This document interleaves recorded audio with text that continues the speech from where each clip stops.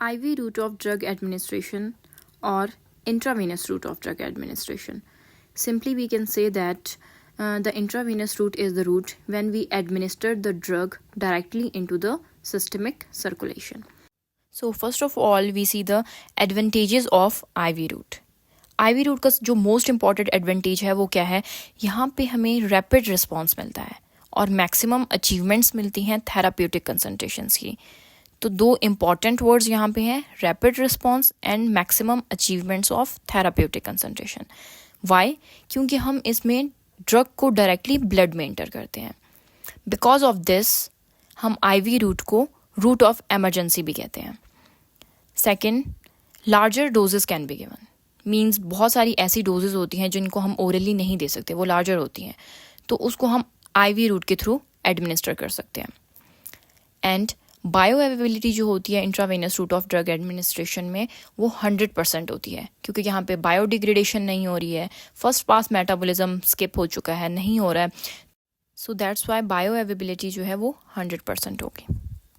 And वो drugs जो कि GIT में इरिटेशन कॉज करते हैं, जो कि सूटेबल नहीं होते हैं for the oral administration because of other reasons, तो उनको भी हम IV के थ्रू एडमिनिस्टर करवाते हैं.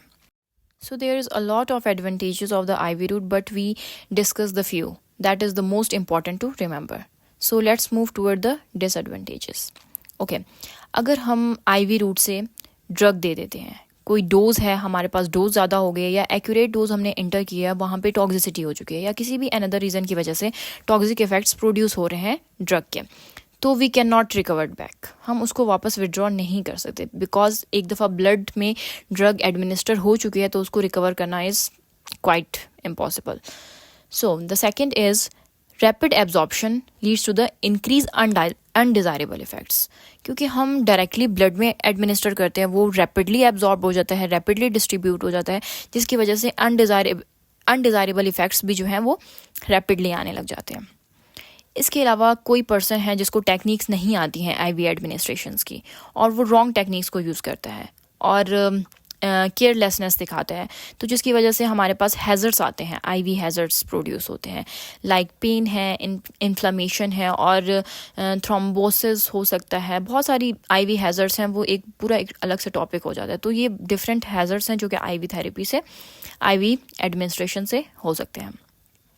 एंड जब हम IV एडमिनिस्ट्रेशंस करते हैं तो जो अनब्रोकन, ऑब्वियसली हम स्किन से एडमिनिस्टर करते हैं इनटू द वेन्स में, तो जो अनब्रोकन स्किन होती है वो ब्रोक हो जाती है और हम लोग सिरिंजेस की नीडल्स को उसमें एंटर करते हैं, तो कंटामिनेशन के जो चांसेस हैं वो इंक्रीज़ हो जाते हैं. इसके अलावा हमारी जो स्किन होती है उस पर नॉर्मल फ्लोरा होता है, उसके भी चांसेस इंक्रीज़ हो जाते हैं. जब वो पेनिट्रेट कर जाएगा ब्लड में तो they can cause the infections.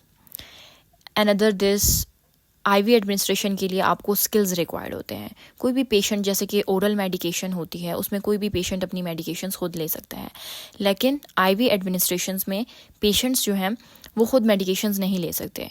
IV administration के लिए आपको स्किल्स रिक्वायर्ड होते हैं. Another this, the last one is for oily solutions and the insoluble substances we cannot use the IV route because they are not soluble.